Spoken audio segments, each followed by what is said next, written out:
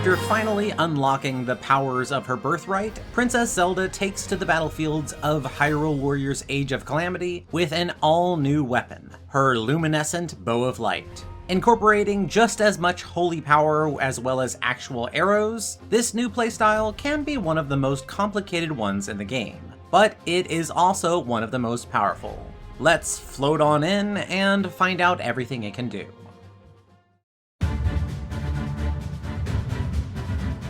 Zelda's regular attack string with the bow consists of 7 strikes. She will summon a sphere of light to her front, another one slightly higher, bring in 2, then 4, drop down 3 rays of light, then make a very large vortex of light to her front, and finish by summoning up a volley of light arrows and firing them all out at once. You may notice that doing this regular attack string can create small rings of light around your foes. This actually comes from the 6th attack in this string, the big vortex of light one, which is a type of subtle effect that is littered throughout Zelda's entire moveset with this weapon.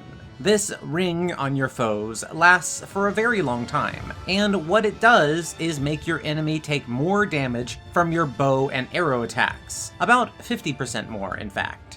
This can be a bit confusing, as you have to note which of her attacks actually have her fire out arrows, because not every light blast that she does while fighting is going to benefit from this. Before we get to those later attacks that are able to work with this, let's finish off her other basic moves. Moving on to her dash attacks first, for her regular dash attack, Zelda will swiftly throw out 3 spheres of light before coming to a stop, from which you can then transition into her regular and strong attacks. For her dashing strong attack, she will throw out a small ball of light that explodes into a vortex. And this is one of those attacks that can also create rings of light on your enemies. Like other strong dash attacks, this one is great for picking up easy KOs on the go, but thanks to the bow's unique mechanics, it also does the job of putting out a quick ring on your larger enemies without having to come to a full stop first, which can definitely be handy if the enemy is already in the midst of a large attack or you just don't want to approach them yet. Next up for her aerial attacks, for her regular aerial string, she will throw out 3 quick attacks with light, with the final one also able to place light rings on your foes. For her strong aerial attack, she will bring out her bow and fire arrows downwards, which is great for when your enemy is already ringed up.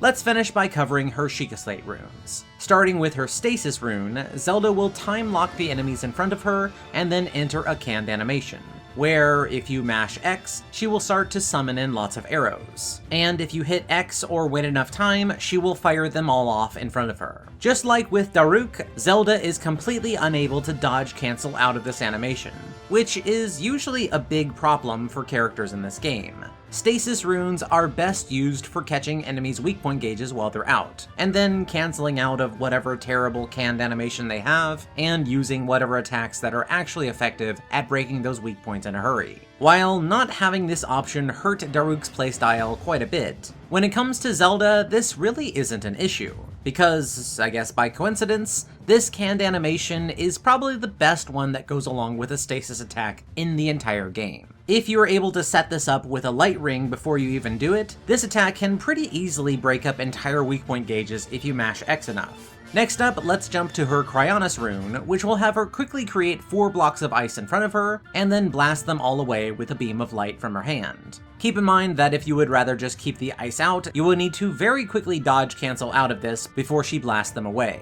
For her Magnesis rune, Zelda will attempt to grab any available objects. Unlike most other Magnesis runes, this one really doesn't have any other use besides that. Last up, for her Remote Bomb rune, Zelda will throw out a series of bombs, which, on top of functioning just like normal bombs, will also create rings of light on your foe. With all of her basic moves out of the way, let's jump over to her strong attacks next. For her first strong attack, Zelda will create a small light vortex, which is used to set up her familiar light rings on your enemies. Sometimes it doesn't immediately take, but this attack is also easily spammable. Next up, her second strong attack has her make several rays of light fall down from the sky, and then follow it up with a light blast that detonates slightly afterward. While this attack is neither a ring setter or an arrow attack, it does leave her briefly midair, so you can then transition to any of her aerial attacks if you're fast enough, or just start riding the wind away. For her third strong attack, Zelda will spin backwards before making a large light blast that is able to create light rings. This is a quick way to both get large area damage right in front of her, while also setting up these rings for bigger arrow damage later on. For her fourth strong attack, Zelda will fire several arrows into the sky, which will start raining down in a wide area shortly afterwards. Despite what it looks like, all the enemies in the entire area where they fall will still take damage, so you don't really have to worry too much about aiming this just right. Next, for her fifth strong attack, she will throw out another orb of light, which expands into a light vortex after traveling a short distance. This, of course, will deal a lot of area damage, and just like her other light explosions, is used for making those rings of light. Last up, for her sixth and final strong attack, Zelda will bring out an arrow, and then summon up 3 light orbs next to her, which help her fire out an extremely damaging and long-range shot to her front. While the lead up to this attack is a bit on the slow side, its utility and additional ability to force out enemy weak point gauges make it very, very useful.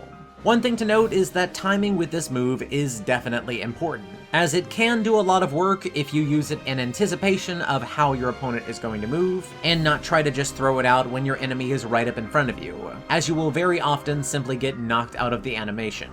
With all of her strong attacks out of the way, let's jump over to her unique action next. Similar to how young Link worked in the original Hyrule Warriors, and then the successor to that playstyle, Tiki in Fire Emblem Warriors, Zelda with her bow uses her special attack gauge in a very different manner than the rest of the cast. With her unique action, you can enter a kind of rampage mode that allows her to pump out a lot of damage in a short amount of time. Unlike those previous 2 playstyles, Zelda's luminescent mode is less of a berserker rage and more of a tactical power-up, as she's able to both turn it on and shut it down at any point just by pressing the unique action button. First of all, something I have to note, while in this mode, Zelda cannot block, and her dodge works a little bit differently than normal. Instead of being able to dodge omnidirectionally, she can only dodge in 4 directions, which can instantly make this form feel just a bit off, and often lead to players taking way more damage than they're expecting. While taking extra damage is never good, if it does happen, there is another little benefit to being in this form, and that is that Zelda cannot be stun-locked by any hits, meaning you don't have to worry about her being flung back after taking a hit, and also meaning that her own attacks cannot be interrupted. When you are channeling this luminescent mode, all of Zelda's attacks are instantly replaced, with a new moveset which has 5 different options, all of which are done instantly at just the press of a button. If you press Y, the regular attack button, she will do her 4th strong attack immediately, which is the one where she launches a volley of arrows into the sky. If you press X, the strong attack button, she will use her 2nd strong attack, where she creates several rays of light. From here, her other 3 attacks are a combination of buttons. Pressing Z, L, and Y has her fire a quicker version of her final strong attack. However, keep in mind that this version does not reveal weak points. It's just a very, very heavy damage dealer, especially when spammed.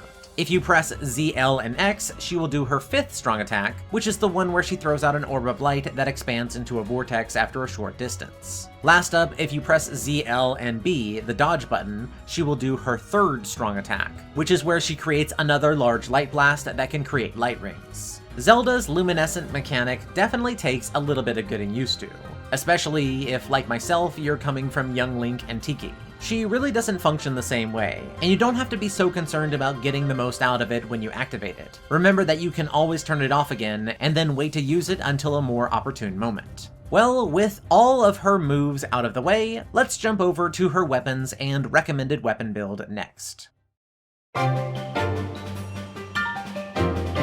Zelda has 3 possible weapon options in this playstyle, and they are the Sacred Bow, Sealing Bow, and Bow of Light. I'll put up a chart up on screen right now to show off their hidden level 25 and 30 seals. Similar to Link's Master Sword, the Bow of Light is a unique weapon that does not take up a weapon slot, and additionally, is not technically Zelda's strongest bow.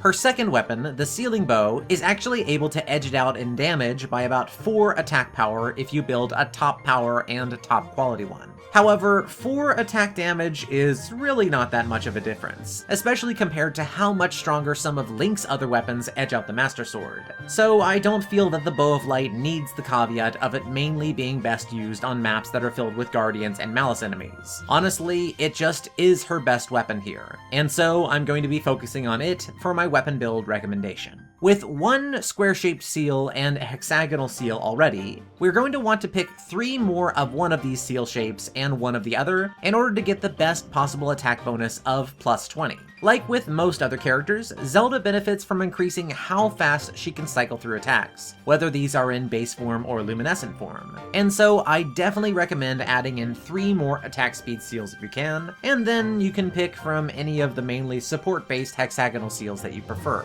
Although I generally go with damage per 100 KOs.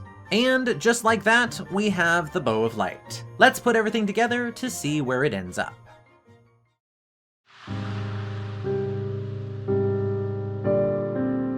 Zelda's Bow of Light is a weapon that took me quite a while to warm up to. While it is very much a deadly option for her, getting the most out of it, much like her other weapon, sort of requires buckling down and just messing with it for a while until you're very familiar with it. When you do know what you're doing, it's pretty seamless to be setting up Rings of Light and then doing ultra-punishing luminescent arrow combos. But before you understand how to do this, her playstyle is definitely going to feel a bit awkward. I really hope that this video has helped you getting a handle on her, so you can enjoy all the power that this young princess is entitled to. So, what are your thoughts on Zelda and her Bow of Light? Be sure to let me know in the comments below, and if there was anything big that I missed, please go ahead and drop that down below as well. If I need to, I'll be making a pinned comment on this video for anything big that I may have left out. As always, thank you so much for watching everybody, and I hope to see you next time. I'd like to give a special thank you to my top patrons DW7 Still Rules, Henry Gutierrez, Ryan Poe, and True Tactician, as well as to all my other patrons. Thank you all very much.